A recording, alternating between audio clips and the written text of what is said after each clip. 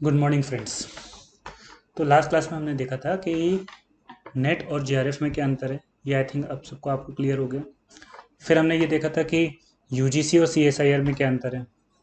उसके बाद हम आए थे कि what is the importance of qualifying net, कि अगर हम नेट क्वालिफाई कर लें तो उसकी नहीं, बेसिकली हम क्यों नेट क्वालिफाई करें, पहले तो हमने उसकी इंपॉर्टेंस देखी थी। फिर what is the scope of qualifying net, कि अगर हम नेट क्वालिफाई कर लें तो हम कहाँ कहाँ जा सकते हैं। और जैसे आपने देखा था और जैसे मैंने आपको बताया था कि there are an number of opportunities after you have qualified your NET. तो आई थिंक ये डाउट आपको सबको क्लियर हो गया होगा। तो देखिए, आज हम डिस्कस करेंगे कि what is the motivation behind qualifying net, कि हम किस तरीके से अपने आप को मोटिवेट रखें, एक दिन या 2 दिन नहीं, through out the session, 6 month, 1 year, ये कैसे करें। देखिए क्या होगा कि जैसे कल मैंने आपको ये सारी चीज़ें बताई थी, कल मैंने आपको ओवरव्यू दिया था कि आईआईएससी के बारे में, जो कि वर्ल्ड्स इंडिया की नहीं, वर्ल्ड्स 7th यूनिवर्सिटी है। तो आपको थोड़ा सा मोटिवेशन मिला होगा, आप इंस्पायर हुए होगा, आपको लगा होगा कि नहीं यार करना, आप थोड़ा सा मोटिवेट हुए होगे मेरे वीडियो देखने के बाद। लेकिन आज जब आप उठे बैक टू नॉर्मल, आपको लगा, आज आपको पूरा का पूरा जोश ठंडा होगा, आपको लग रहा है कि यार करने के लिए कुछ है ही नहीं। तो बेसिकली ये है कि हम अपने आप को किस तरीके से मोटिवेट रखें ताकि हमारा ये जो एनर्जी लेवल है ये बिल्कुल मेंटेन रहे, एक दिन 2 दिन नहीं, थ्रू आउट द सेशन। तो देखिए, इसके लिए मैं आपको सबसे ईजी ट्रिक बताता हूँ कि बहुत से लोगों की, बहुत से स्टूडेंट्स की कंप्लेंट रहती है कि बीएससी में हमें टीचर्स अच्छे नहीं मिले, हमारे घर का माहौल अच्छा नहीं था, हमें ऐसी किताबें नहीं मिली जिससे हम पढ़ सकें। तो मैं सब कहता हूँ ये सब सारी चीज़ें ना बहानेबाजी बनाते हो। अब आप को लग सकता है कि सर ये आप ऐसे कैसे बोल रहे हो, लेकिन ये एक फैक्ट बात है कि you are just making an excuse. मैं आपको प्रूव कर सकता हूँ। अगर मैं आपको बोलूँ कि अच्छा, कितने स्टूडेंट ऐसे हैं यहाँ पे जिनका एफबी में अकाउंट है, फेसबुक में अकाउंट है, हाथ ऊपर कीजिए। हाँ हाँ, मैं आप ही से बोल रहा हूँ, हाथ ऊपर कीजिए। देखो, क्लास को भले ठीक है यहाँ पे हम वीडियोस के थ्रू देख रहे हैं, लेकिन आप फील कीजिए, मैंने आपको कल ही कहा था कि केमिस्ट्री को पढ़ने के लिए मत पढ़िएगा, उसको आपको फील करना होगा। तो भले ठीक है यहाँ पे लाइव जैसा नहीं, पर हम इमेजिन तो कर सकते हैं कि हम लाइव में बैठे हैं। तो हाथ ऊपर कीजिए, कितने लोगों का एफबी में अकाउंट है। अच्छा, सभी का है ऑलमोस्ट, ठीक है। अच्छा, अगर मैं आपसे बोलूँ कि क्या आपको एफबी की डीपी चेंज करनी आती है। गुड, सबको आती है, ओके सर। अच्छा, अगर मैं बोलूँ कि उसमें एक जब आप अपनी फ़ोटो अपलोड करते हो तो उसमें एक उसका साइज़ का एक इशू रहता है कि आप एक लिमिट से ज़्यादा साइज़ नहीं कर सकते, और आपकी फ़ोटो मान लो अगर ज़्यादा साइज़ की, तो अगर आप उसको छोटा कर रहे हैं तो क्या वो आप कर सकते हो। अच्छा, आप लोग व्हाट्सएप भी यूज़ करते होगे, व्हाट्सएप में आपको स्टेटस डालना आता है, सबको आता है। अब आप लोग बोलोगे सर क्या फालतू की बातें कर रहे हो, ये गधे से गधे बच्चे को भी आता है। मेरा सवाल वो नहीं है कि गधे से गधे बच्चों को आता है कि इंटेलिजेंट बच्चों को आता है। मेरा सवाल ये है कि ये सब सीखने के लिए आपने कहाँ कोचिंग करी थी, या मैं ये कहूँ कौन सी बुक पढ़ी थी, किस टीचर से पढ़े थे, या कितने पैसे खर्च किए थे आपने। The answer is zero. ना आपने इसके लिए सीखने के लिए 1 रुपया खर्च किया, ना आपने कहीं कोचिंग करी, ना आपने, आपको कभी लगा कि आपको ये सिखाने के लिए कोई होना चाहिए। इसको इसको लेके कभी स्टूडेंट शिकायत नहीं करते कि अरे वो तो क्या है कि हमें कोई टीचर मिला नहीं व्हाट्सएप सिखाने के लिए, इसलिए हम इतने बैकवर्ड रह गए। सब कोई कर लेते हैं। इवन अगर आप देखोगे कि हमारे जो पेरेंट्स हैं, मम्मी पापा हैं करके, उनको टेक्नोलॉजी वो इतने फ्रेंडली, लेकिन आजकल वो भी सब व्हाट्सएप यूज़ कर रहे हैं, एफबी यूज़ कर रहे हैं। उनको किसने सिखाया, वो भी इस चीज़ का बहाना बना सकते थे। क्या वजह ये है कि यहाँ तो आपको कुछ सिखाना ही नहीं पड़ा, ना आपने कोचिंग ली, ना आपने कभी 1 रुपया खर्च किया, फिर भी आपको सब कुछ आता है। यार मुझे तो लगता है मुझसे ज़्यादा आपको आता होगा, टेक्निकल फ्रेंडली हो गया आप। क्या ऐसी वजह है, सिर्फ एक, ये सब आप इसलिए कर पाए जस्ट बिकॉज कि आप करना चाहते थे। You just want to do it, that's why you do it, और कोई रीज़न नहीं। लेकिन यहाँ क्या होता है, यहाँ करने के लिए आपको मोटिवेशन चाहिए। आपको लगता है कि यार कोई हमें बार बार इंस्पायर करे डेली की डेली, क्यों। आप, आई डोंट थिंक सो, अंदर से उतना ज़्यादा डेस्परेट हो नेट को क्वालिफाई करने के लिए जितना कि आप फेसबुक और व्हाट्सएप यूज़ करने के लिए होते हो, इंस्टाग्राम ट्विटर यूज़ करने के लिए होते हो, है ना। तो the one and the foremost thing is for qualifying the C S I N it is, कि वो एक ही कंडीशन में हो सकती है जब आप अंदर से चाहो कि आपको करना है। You you can, you will, ये एटीट्यूड होना चाहिए अंदर से। You can, you will. और ऐसा एक दिन नहीं, डेली अपने आप से बोलो कि आई कैन, आई विल, मैं कर सकता हूँ और मैं करूँगी। और ये ऐसा नहीं कि आपके अंदर आपको है नहीं करने का, लेकिन आप जबरदस्ती जस्ट बिकॉज ऑफ किसी प्रेशर के कारण, अपने पेरेंट्स के प्रेशर के कारण, अपने करियर के प्रेशर के कारण ऐसा बोल रहे हो। मैंने आपको पहले ही कहा है, कल भी एक चीज़ कही थी, अगर आपका ये पैशन नहीं है तो I am very sorry to say, ये फील्ड आपके लिए है भी नहीं, क्योंकि ये थोड़ा सा कुर्बानी तो मांगेगा। ऐसा नहीं है कि आप सोचो कि बिल्कुल इतना ईजी हो जाएगा कि बिल्कुल आप करो और हो जाएगा। तो अंदर से अगर आप, जैसे अगर आपको फेसबुक चलाने का अगर आपको शौक होता ही नहीं, तो मैं क्या, दुनिया की कोई ताकत आपको सिखा नहीं सकती थी। सेम केमिस्ट्री के साथ भी ऐसा है। केमिस्ट्री सीखना या नेट क्वालिफाई करना उतना ही आसान है जितना कि फेसबुक और व्हाट्सएप चलाना। बट मैटर बस इतनी सी चीज़ करती है कि आपके अंदर ही होना चाहिए कि आपको सीखना है। ठीक है, तो मैं आपको, हालांकि फिर भी मैं आपको वे बता देता हूँ कि किस तरीके से हम अपने आप को मोटिवेट रख सकें, एक दिन 2 दिन नहीं, थ्रू आउट द सेशन। तो देखिए, जैसे मैंने आपको लास्ट क्लास में भी डिस्कस किया था कि क्या लगता है आपको कि आप एमएससी करने के बाद कहाँ कहाँ जा सकते हैं। अभी हम नेट ये नहीं बात करें कि हम नेट क्वालिफाई करके कहाँ कहाँ जा सकते हो। एक्चुअली क्या है ना, मैंने जैसे लास्ट क्लास में भी आपको एक चीज़ बोली थी कि बहुत से टीचर्स कह लो, प्रोफेसर कह लो, हमारे आसपास के सराउंडिंग में जो लोग हैं, थोड़ा सा इस चीज़ को क्या करते हैं, इस फील्ड को, ये साइंस रिसर्च वाली फील्ड हो गई, टीचिंग वाली फील्ड हो गई, इसको थोड़ा डेरोगेट करते हैं। खासकर रिसर्च में अगर मैं बात करूँ, पीएचडी, उन लोगों को लगता है कि पहले भाई बीएससी करो 3 साल, फिर 2 साल एमएससी 5 साल, फिर 5 साल पीएचडी करो, इतना लंबा समय। सच तो भैया बैंक की तैयारी करो, 1-2 साल लग के करा, उसके बाद डायरेक्ट जॉब लग गई। ऐसा नहीं है, इसको think it the other way round ना। मैं आपको बताता हूँ, देखो, कंपेयर मैं आपको क्या करूँगा, मैं आपको ये जो रिसर्च वाला है, पीएचडी वाला है, और बाकी सारे जॉब्स, आप take whatever be the job you want, उसको आप कंपेयर करो नेट से। और अगर नेट का पलड़ा 1% भी नीचे आ जाए ना, तो आप मुझको बोलो। ठीक है, चलिए, पहले भी हम भूल जाते हैं कि हम नेट है या बाकी कोई जॉब्स हैं। मैं आपको सिंपल एक जनरल बात कर रहा हूँ, तो आप मुझे बस ये बताइए कि after completion of your MSc आप कहाँ कहाँ अपना करियर चुन सकते हैं। ये चीज़ मैंने लास्ट क्लास में भी डिस्कस की थी, मैं फिर एक बार बता देता हूँ। आइए देखिए, पहला, एकेडमिक्स। एकेडमिक्स में जा सकते हो। एकेडमिक्स में कहाँ कहाँ जा सकते हो?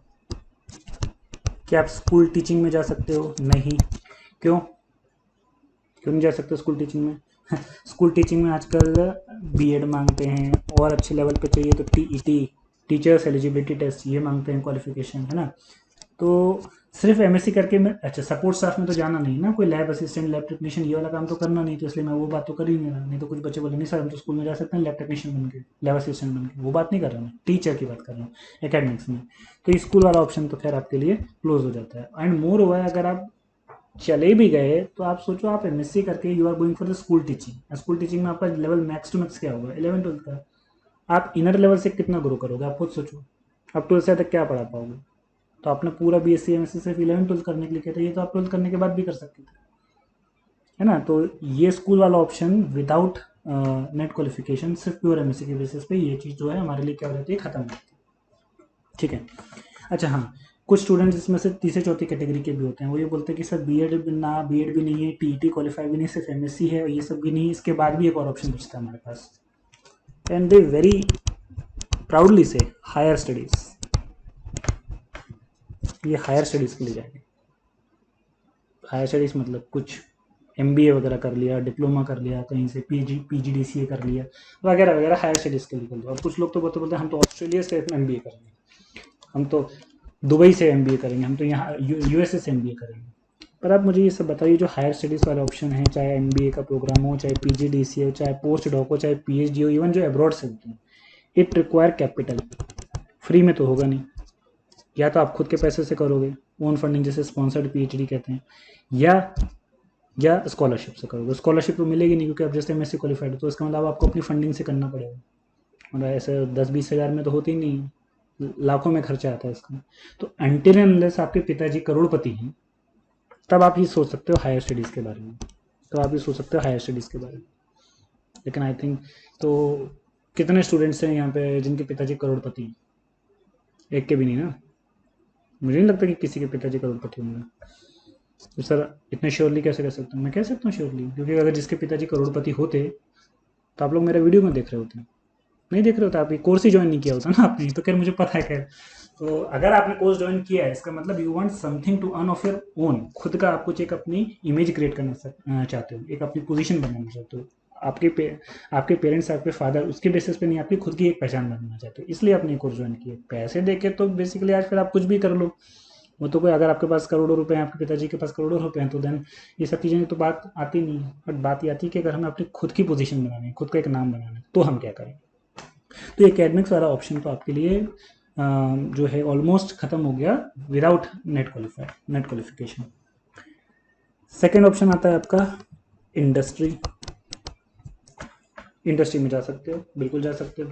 पर आपको क्या लगता है, मैं अगर आपसे खुद से पूछूं कि बताइए आप, इंडस्ट्री में अगर आप जाते हो तो what is the starting salary you are expecting at an entry level? I think 12,000 से 15,000 गलत तो नहीं कह रहा मैं?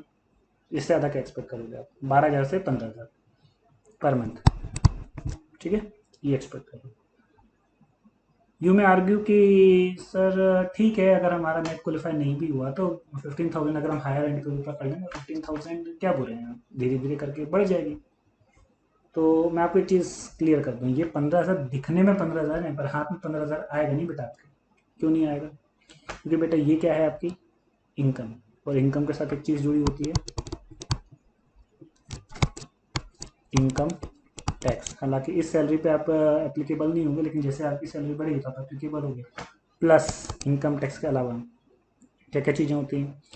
एक होता है पीएफ, प्रोविडेंट फंड, पीएफ भी बोलते हैं कहीं कहीं से, ईपीएफ भी बोलते हैं, एम्प्लॉय प्रोविडेंट फंड, ठीक है। इंश्योरेंस, कॉमनली ये जीआईसी होता है, जनरल इंश्योरेंस। प्लस कुछ कुछ चीज़ें सिक्योरिटी वगैरह, ये चीज़ें होती है। राउंड अबाउट आप ये मान के चलिए कि अगर आपकी सैलरी 15,000 है तो इसमें से 3,000 ईपीएफ में, इंश्योरेंस में, सिक्योरिटी में, सिक्योरिटी चार्जेस कुछ वो लेते हैं, और भी बहुत सी चीज़ें, एक दो चीज़ें होती हैं साथ साथ से जुड़ी होती है। तो 15,000 में से आपको नेट कितना देंगे वो? 12,000। अच्छा, इस 12,000 पे आपका एक और चीज़ कटेगा, वेरी इंपॉर्टेंट, टीडीएस। कितने लोगों को पता है टीडीएस क्या होता है? टैक्स डिडक्टेड एट सोर्स, जो कि कितना होता है? 10%। चलिए कीजिए इसका 10%, 12,000 का 10%, 1200, कितना हुआ? 10,800। सैलरी थी 15,000 की, आपके हाथ में आया 10,800। अब इस 10,800 में क्या होगी बाबा जी का? है पूरी बीएससी कर ली, एमएससी कर ली, उसके बाद एट द एंड अगर आप महीने भर काम करो, और what are the job, what the job timing of an industry? Generally हम मान के चलते हैं 12 घंटे की जॉब होती है, गलत नहीं कह रहा हूँ मैं, 12 घंटे की जॉब होती है। मतलब आप मान के चलो सुबह 8 से रात के 8 तक, एक बता रहा हूँ 9 से 9, 10 से 12 घंटे की जॉब होती है। फिर 10-12 घंटे काम करने के बाद at the end you are earning 10,000, 11,000, 12,000 max to max, है ना? इससे ज़्यादा आप क्या काम करोगे? प्लस खत्म नहीं हुआ है अभी, चीज़ें और वर्ष होंगी अभी। आपको क्या लग रहा है? जैसे बोले सर 10,800 इतनी तो बहुत है, बता रहा हूँ, वेट करो। ये तो 10,800 मिले, but every job in the industry, whether it's a private company और any other company, it's come with a very important condition, either 2 month notice और 2 month सैलरी। पता है आपको ये बात? पता है? 2 month सैलरी और 2 month नोटिस और 2 month सैलरी, मतलब आप आज जॉब कर रहे हो, आपकी सैलरी 15,000 है, कल आपका बॉस आएगा, बोलेगा ये पकड़ो 30,000 रुपये 2 महीने की सैलरी, कल से जॉब पे मत आना। And they can very well do it, ऐसा नहीं है कि ऐसा होता नहीं है। ये सारी चीज़ें मैं प्रैक्टिकल बता रहा हूँ, थ्योरेटिकल कुछ भी नहीं है। आपका बॉस आएगा, बोलेगा ये लो पकड़ो भैया 30,000 रुपये पकड़ो, 2 महीने की सैलरी, कल से मत आना। या वो आपको नोटिस दे देगा 2 महीने बाद, भाई 2 महीने तक आप काम करो, 2 महीने का बताइए। They can sack you at will, जब मर्जी चाहे वो आपको निकाल सकता है। मतलब आपकी ये जो जॉब है, क्या ये परमानेंट जॉब है? प्राइवेट जॉब परमानेंट होती है? नहीं। अब वो गवर्नमेंट होती है, लेकिन आपको लेने में से गवर्नमेंट जॉब तो मिलने सर, तो it's a not a permanent job also, permanent भी नहीं है, कभी भी निकाल जा सकता है, टेंशन बनी रहेगी सर पर, ठीक है।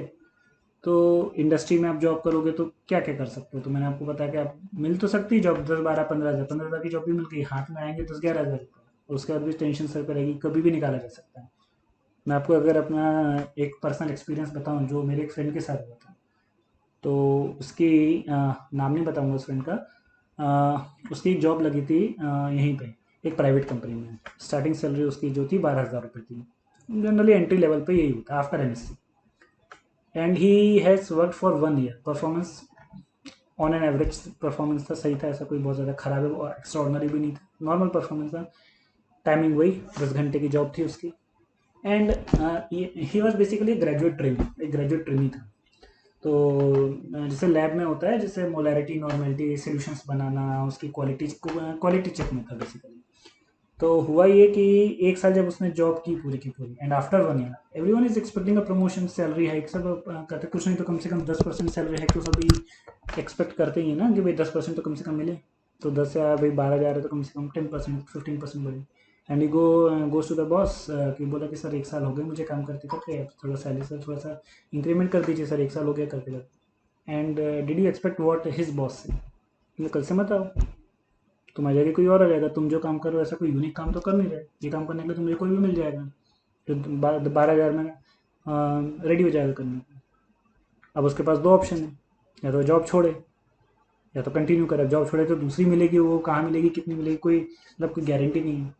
और नहीं तो इसी सैलरी पे करे, क्योंकि ये जो उसका काम था ऑब्वियसली उसके बॉस ने गलत नहीं कहा। अब आपको लगे कि उसका बॉस ने सो रूट कि भाई ऐसा अपने एम्प्लॉय के साथ इतना रूट है, बट बात तो सही है ना, वो जो काम कर रहा है नॉर्मलिटी मोलरिटी बनाना, सोल्यूशन बनाना, प्रिपेयर करना, ये सब करना, ये तो कोई भी कर लेगा। एंट्री लेवल पे जिसने एमएससी करके रखी है उसको भी आता है, या थोड़ा बहुत बता दो तो कोई भी कर लेगा। उसके लिए वो 10% क्यों बढ़ाए, एक्स्ट्रा क्यों दे अपनी पॉकेट से। तो ये एक प्रॉब्लम होती है प्राइवेट इंडस्ट्रीज़ के साथ, अगर आपके पास टैलेंट या डिग्री नहीं है तो, एंड मोर इम्पोर्टेंट टैलेंट नहीं है तो। ठीक है, तो ये चीज़ है। Now what is the solution. अच्छा एक चीज़ और बची, या तो आप, मैंने आपको बताया था कहाँ जा सकते हो, एकेडमिक्स में जा सकते हो, इंडस्ट्री में जा सकते हो। एक चीज़ और बच गई, छूट गई, जो मैंने कल भी शायद डिस्कस की थी। क्या कर सकते हो, एंटरप्रेन्योर, एंटरप्रेन्योरशिप में जा सकते हो, खुद का अपना कुछ करने की सोच सकते हो। But that again require working capital, पैसे, या तो पिताजी से मांगोगे। अब मैंने अगेन का कोई ऐसा तो है नहीं हमारे बैच में कि जिसके पिताजी करोड़पति हैं। बोले सर और क्या हो सकता है, तो आप सोचोगे कि सर लोन ले सकते हैं। कौन देगा लोन, एमएससी करके बैठे हो, कौन देगा लोन। आपको लगता है कोई बैंक आपको लोन देगी। एजुकेशन लोन मिलता है लेकिन बिजनेस लोन नहीं मिलेगा आपको बिना किसी गारंटी के। तो ये एंटरप्रेन्योर वाला तो खैर आप छोड़ दो एट दिस लेवल, है ना। तो बोलोगे सर फिर क्या करें, मतलब हमारा जीवन बर्बाद हो गया, मतलब क्या किया, क्यों किया एमएससी। नहीं बेटा, जीवन बर्बाद नहीं हुआ, मैं आपको बताता हूँ आप क्या कर सकते हो। ठीक है, तो ये सारी चीज़ें मैं आपको एक जॉब के बारे में बताऊँ। I am talking about job, I am not talking about any course और any other thing like that. मैं आपको जॉब के बारे में बताता हूँ। इसमें ये जॉब क्या है, इसकी जॉब प्रोफाइल क्या है, ये मैं बाद में डिस्कस करूँगा। पहले मैं आपको इसके फ़ायदे बता देता हूँ क्या है। ठीक है, इस जॉब के फ़ायदे क्या है, देखिए इसके फ़ायदे लिख लीजिए। सबसे पहले आप लोग देख लीजिए, सबसे पहले पहला फ़ायदा कि अगर आपको ये जॉब मिलती है, if you are entitled for this job, then what, you will get a monthly salary of 35,000 per month. 35,000 per month आपको क्या मिलेगी, सैलरी मिलेगी, फिक्स सैलरी प्लस 20,000 रुपये पर ईयर इंसेंटिव।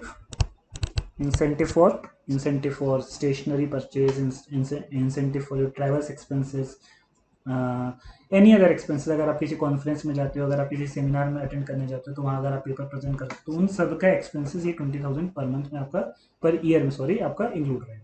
तो apart from that you are getting how much salary, 35,000 per month, है ना। Profile बाद में बताऊंगा, जॉब क्या है ये बाद में बताऊंगा, पहले आप इसके फायदे देख लीजिए क्या क्या, फीचर्स देख लीजिए क्या क्या है, और ये फायदे आप आसानी से अवेल कर सकते हो। तो पहला फीचर ये है कि 35,000 पर मंथ आपको फिक्स सैलरी मिलेगी। दूसरा, ना तो इसमें आपका पीएफ कटेगा, ना आपका इंश्योरेंस कटेगा,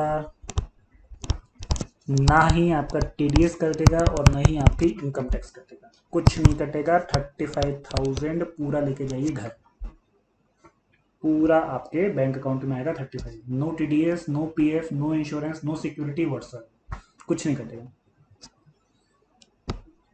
और आपके मुंह में थोड़ा पानी आ रहा होगा, मुझे पता हो जाएगा। अच्छा अभी सुन लीजिए, अभी तो स्टार्ट हुआ है, अभी तो ये मेरे को लग रहा है पेज भर जाएगा। तो तीसरा फायदा, इट्स अ परमानेंट जॉब। मतलब एक बार आपको ये जॉब मिल गई, it's a permanent job for 5 years.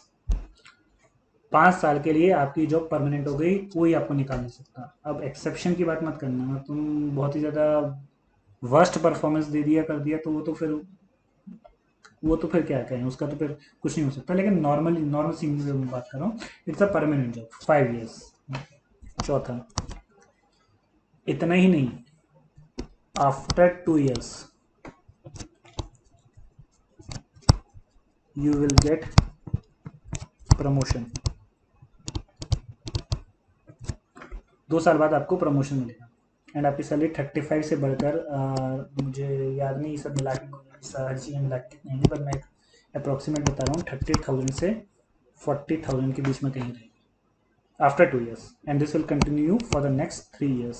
Contingency से मिलेगी हर साल आपको 20,000 की। तो क्या क्या मैंने आपको बता दिया, 35,000 पर मंथ।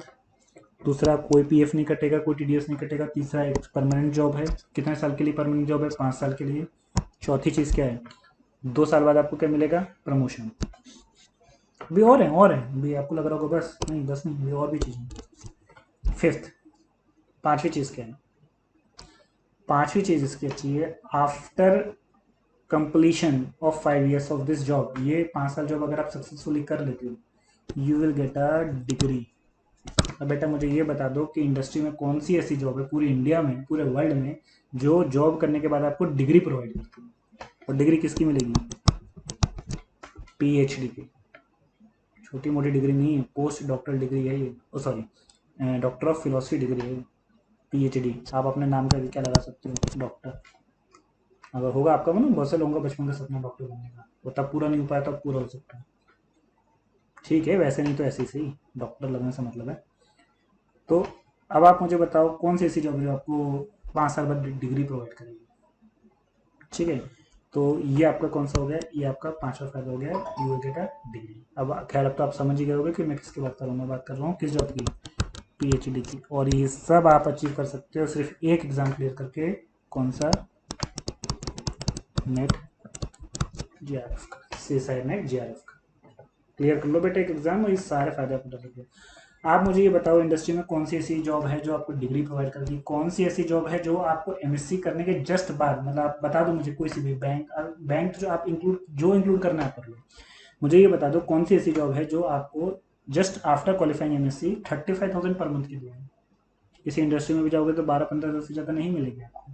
दूसरा, पीएवीएफ सब ये कट पे टके मिलेगा, यहाँ पे आपको कुछ कटना नहीं। परमानेंट जॉब है, जैसे मैंने आपको पहले ही बताया। तो ये सारे के सारे फायदे हैं। तो आई थिंक इतनी सारी चीज़ें इनफ हैं आपको मोटिवेट रखने के लिए। और अगर ये चीज़ें भी अगर आपको मोटिवेट नहीं करती, फिर बेटा फिर मैं तो क्या, खुद भगवान ब्रह्मा भी आ जाए तो आपको मोटिवेट नहीं कर सकते ये सारी की सारी चीज़ें। अगर आप जो मैंने बताया, अगर ये मोटिवेशन आपके लिए काम नहीं कर रहा, आप सोचो ये सुन के भी अगर आप मोटिवेट नहीं हो, तो फिर बेटा आपको कौन सी चीज़ मोटिवेट कर पाएगी बताइए, है ना? तो देखो चीज़ें वही हैं, पीएचडी सेम थी, लेकिन देखने का नज़रिया अलग अलग था। पहले आपने जब इस पीएचडी को देखा होगा तो ना, आपने क्या, जो मैंने कहा ना, ये हम जैसे, मतलब जैसे जो टीचर्स होते हैं, जो प्रोफेसर्स होते हैं, आसपास के हमारे जो लोग होते हैं, वही इस चीज़ को क्या करते हैं, डेरोगेट कर देते हैं थोड़ा सा। उनको लगता है कि यार पीएचडी 5 साल तक करना है। अरे 5 साल तक करना, परमानेंट जॉब है भाई, 35,000 रुपये पर मंथ मिल रहा है। आप सोचो कि जब मैंने अपना ऐसा प्रोजेक्ट मतलब मैं एज अ प्रोजेक्ट में आई से भोपाल में जब मैंने ज्वाइन किया था, मेरी उस समय स्टाइपेंड जो था कितना था, 19,000 पर मंथ था। मतलब सेम एज जेआरएफ। जेआरएफ था मैं, लेकिन मैं मतलब पीएचडी में एनरोल नहीं हुआ था, मैं प्रोजेक्ट में एनरोल हुआ था। मुझे पीएचडी नहीं करनी थी, मेरी टीचिंग में था, इसलिए मैं पीएचडी नहीं करना था, पर मुझे फेलोशिप तो वही मिल रही थी। उस समय की फेलोशिप थी 2000 कितनी, 19,000 पर मंथ की। और आज के टाइम पे यही 19,000 जो है आपका 35,000 हो गया। सोचिए जस्ट। तो ये चीज़ें अगर आपको नहीं कर रही मोटिवेट, तो फिर मैं कह रहा हूँ, फिर तो आपको मैं क्या, फिर तो कोई भी आपको मोटिवेट नहीं कर पाएगा, है ना? तो ये सारी चीज़ें। अब नेक्स्ट चीज़ ये है कि सर, आई थिंक इस पॉइंट तक देखिए, इस पॉइंट तक ये है कि अगर अभी भी आपका मन नहीं कर रहा कि यार नहीं यार मज़ा नहीं आ रहा, या लग रहा है कि यार नहीं यार ये हम नहीं कर पाएंगे, तो this is the best place कि आप यहाँ पर इस चीज़ को स्टॉप कर सकते हैं, क्विट कर सकते हैं। कोई हानि नहीं है, कोई कुछ नहीं।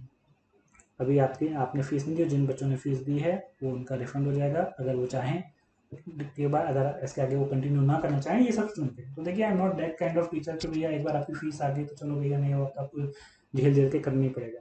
मैं जो आपको प्रोवाइड कर रहा हूँ, अगर वो आपके काम ही नहीं आया तो आपका पैसा लेके मैं करूँगा क्या? मैं I am very happy to give you money back, no problem whatsoever, लेकिन this is the right time, you should have to decide whether you should have to continue और यू शुड हैव टू।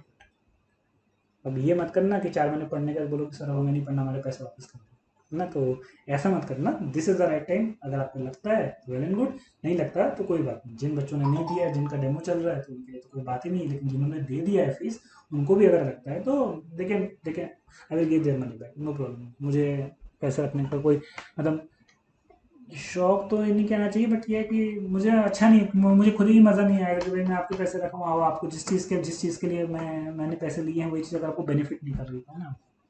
चलिए, अब हम आते हैं अपने main चीज़ पर कि भाई ये सारी चीज़ें तो क्लियर हो गई। Next, how we should have to proceed.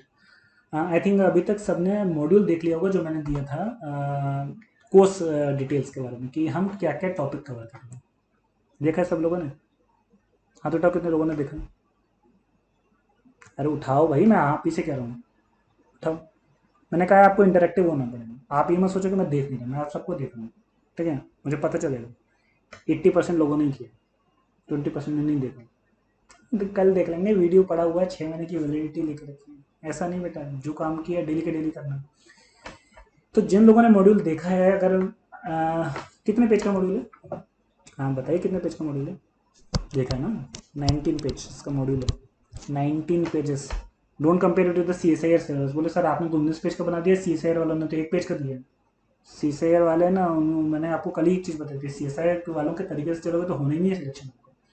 Trust में, मैं कह रहा हूँ मेरे हिसाब से चलिए, गारंटेड सिलेक्शन है आपको। 19 पेज का है बेटा सिलेबस, को सी एस आई आर वाला तो सिंपल से लिख देते ना, केमिकल काइनेटिक्स, बस हो गया उनका। लेकिन काइनेटिक्स के अंदर पढ़ाना क्या वो तो हमें पता है। कोई नॉर्मल बच्चा होगा करेगा, अगर मैं उसको थोड़ा बहुत पढ़ा दूँ जो उसने 12th में पढ़ रखा होगा, थोड़ा बहुत शॉर्टकट्स बता दूँ, उसी में खुश हो जाता है, अरे वह मज़ा आ गया। पर वो मज़ा जो है आपको सिलेक्शन नहीं देगा ना, मुझे पता है। You should have to bear the pain. देखो दो ही चीज़ें होती है बेटा लाइफ में, either you should have to bear the pain of discipline और you should have to bear the pain of regret. एक ही चीज़ होगी लाइफ में, या तो अभी जो डिसिप्लिन है जैसा मैं कह रहा हूँ वैसा करो, डेली के डेली अपने टास्क बनाओ, एक शेड्यूल बनाओ, टाइम टेबल बनाओ, स्ट्रिक्टली उस चीज़ को फॉलो करो। फर्स्ट ये का ऑप्शन ये है आपके पास, either you should have to bear the pain of discipline और you should have to bear the pain, you should have to bear the pain of regret. Decide आपको करना। ठीक है, तो अब आप बोलोगे सर 19 पेज का इतना सारा, and to we had to cover it in कितने, 6 मंथ। 6 मंथ तो कोर्स ड्यूरेशन है, मैं तो आपको ये कोर्स 5 मंथ में कंप्लीट करा दूंगा या उससे कम में ही हो जाएगा, 5 मंथ और लेस। तो बोले सर 19 पेज का इतना सिलेबस 5 मंथ में कैसे करोगे आपको, और हमको लगेगा कि इतना सारा पढ़ना है। तो मैंने कल, अगर आपको याद हो, लास्ट क्लास में चीज़ भी बताई थी कि सिलेक्शन के लिए कितने परसेंट आपको लाने हैं। Don't go with the C S I traditional method, वो नहीं, कितना था याद है आपको? 42%। मतलब 19 पेज में से अगर आप 42%, मतलब अगर 9 पेज भी पढ़ोगे ना, मेरी गारंटी है सिलेक्शन हो जाएगा। लेकिन बेटा उन 9 पेज में से कुछ भी क्वेश्चन आ जाए ना, उसका एप्लीकेशन आपका 100% होना चाहिए। ये नहीं कि उसमें से भी 42% ही बन रहा है, फिर तो भगवान ही मालिक है ना। तो वो सारी चीज़ें नहीं। तो देखिए, मैं आपको डरा नहीं रहा, मैं आपको सिंप्लीफाई कर देता हूँ कि देखिए किस तरीके से हम प्रोसीड करेंगे, किस तरीके से हम करना। देखिए एक टेक्नोलॉजी होती है, शायद आप लोगों ने पता नहीं सुनी है कि नहीं सुनी, काइजिन टेक्नोलॉजी। सुना है आपने? जापानीज टेक्निक है kaizen. What is this technique, any idea? सुना है? जापानी टेक्निक है काइजिन। काइजिन होती है मतलब एक छोटा कदम आपको अपने लक्ष्य के प्रति आगे कर देता है।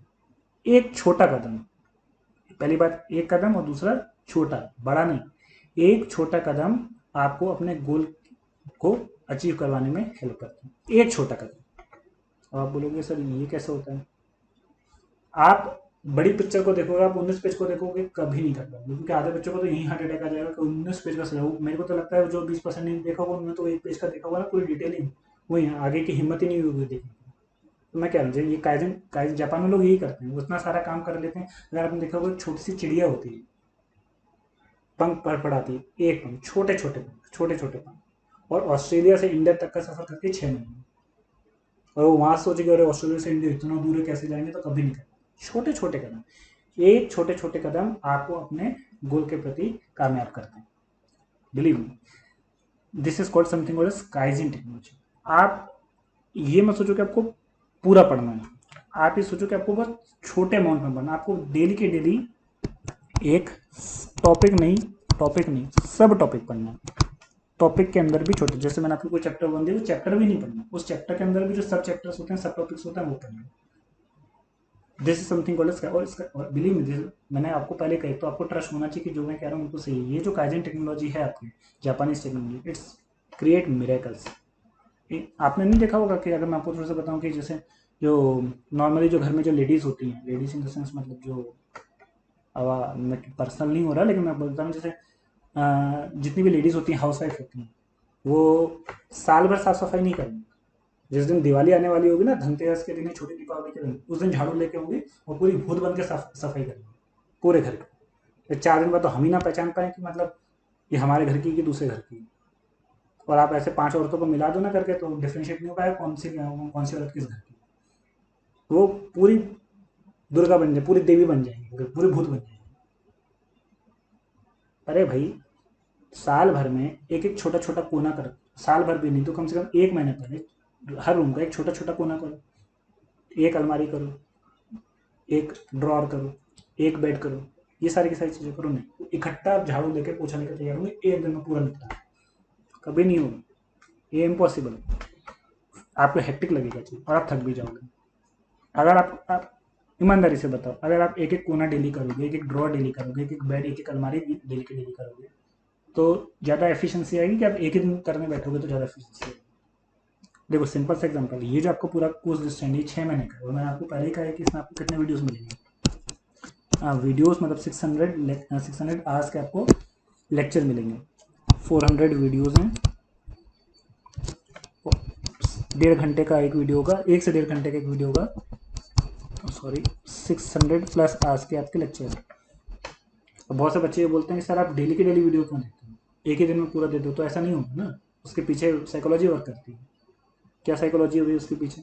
उसके पीछे सिंपल सी बात है ना। देखो, अगर आप डॉक्टर के पास जाओगे, डॉक्टर आपको एक दवाई प्रिस्क्राइब करेगा, वो बोलेगा कि भाई ये दवाई है, सुबह दोपहर शाम लेनी है, एक एक गोली सुबह दोपहर शाम। अब आप उससे बोलो कि ठीक है, मतलब सुबह दोपहर शाम लेनी है, मतलब 3 बार लेनी है, तो क्या एक ही बार में मैं तीनों ले लूँ?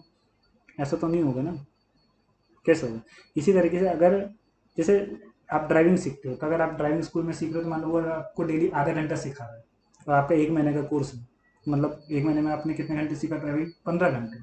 लेकिन आप सोचो कि मैं एक ही दिन 15 घंटे सीखूं और पूरी ड्राइविंग आ जाए, तो नहीं आएगी ना। सेम ही जो काइजन टेक्नोलॉजी है, ये कहती है कि छोटे छोटे कदम अगर आप अडॉप्ट करते हो, तो एक दिन ये, एक ना एक दिन ये आपको ज़रूर आपके मंजिल तक लेके जाती है। एक छोटे छोटे कदम। तो ये जो आपका पूरा जो कोर्स हमने डिज़ाइन किया है, अगर आपने ये 19 पेज का सिलेबस है, तो वो इसमें इतना पूरा नहीं करना। अब आपको देखो, मैं मोटे मोटे तौर पर अगर आपको एक्सप्लेन करूँ, देखिए ये जो काइजन टेक्नोलॉजी से मैं आपको किस तरीके से ये हम अपने केमिस्ट्री में अप्लाई कर सकते हैं। देखिए कल मैंने आपको बताया था मार्क्स वाइज अगर आप देखोगे कितने मार्क्स गारंटीड सिलेक्शन के लिए चाहिए, 120 marks. See the beauty of this kaizen technology, 120 marks चाहिए गारंटीड सिलेक्शन के लिए, 60% है ना, आउट ऑफ 200। तो आप ये बताओ कि आपका होल केमिस्ट्री ये इतना बड़ा नहीं, छोटे छोटे। तो मैं इसको क्या करते हैं, 3 छोटे छोटे पार्ट में डिवाइड कर देते हैं। क्या कौन कौन से 3 छोटे छोटे पार्ट में डिवाइड कर देते हैं? कौन कौन सा बेटा? Physical chemistry, organic chemistry and inorganic chemistry. ठीक है। और याद है आपको, कल मैंने आपको बताया था 20-20 रूल क्या है? 20 क्वेश्चन सी पार्ट से, 20 क्वेश्चन बी पार्ट से, मतलब टोटल नंबर ऑफ क्वेश्चन अगर हम देखें तो कितने करने हैं हमें? टोटल 40 क्वेश्चन करने हैं। तो 40 क्वेश्चन केमिस्ट्री से, या 40 क्वेश्चन, अब हमने क्या करा, काइजन का इस्तेमाल किया। अब हमने क्या किया, हम बोलेंगे नहीं नहीं केमिस्ट्री से नहीं, फिजिकल, ऑर्गेनिक और इनऑर्गेनिक से मिला के कितने करने हैं? 40। तो मुझे बताओ, अगर ये तीनों को मिला के 40 करने हैं, तो एक को मिला के एक से कितने करने होंगे? तो बोलोगे very simple maths, 40 divided by 3, that's comes up to be 13। और पॉइंट क्या होता है, आधा क्वेश्चन थोड़ी ना करोगे, तो मैं इसको क्या करता हूँ, थोड़ा सा हायर एंड पे राउंड ऑफ कर देता हूँ, 14। मतलब आपको फिजिकल से कितने करने हैं? 14।